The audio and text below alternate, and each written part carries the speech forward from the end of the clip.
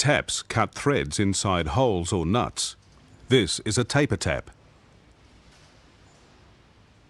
It narrows at the tip to give it a good start in the hole where the thread is to be cut. This piece of steel is being tapped with a metric thread to take a 10mm bolt. Tapping size tables then give the right drill size for the hole. The taper tap can tap a thread right through this piece of steel. This is an intermediate tap and a bottoming tap.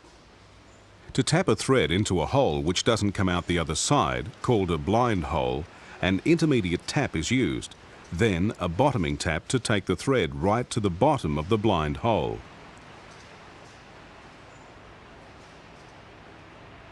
This tap wrench comes with a set. It has a right-angled jaw that matches the squared end which all taps have.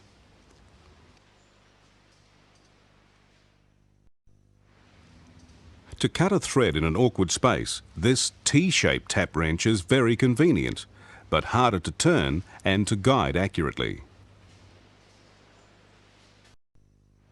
Screw extractors are used if a screw, stud or bolt snaps off in the threaded hole.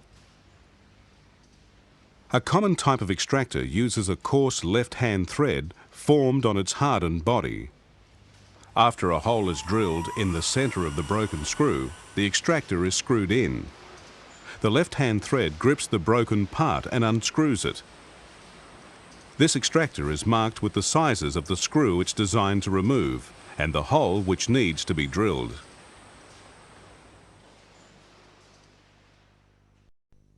To cut a brand new thread on a blank rod or shaft, a button die held in a die stock is used.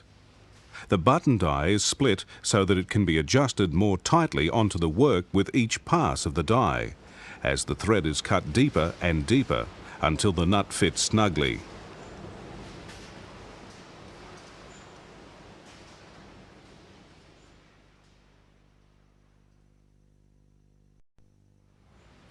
The die nut is more common in the workshop.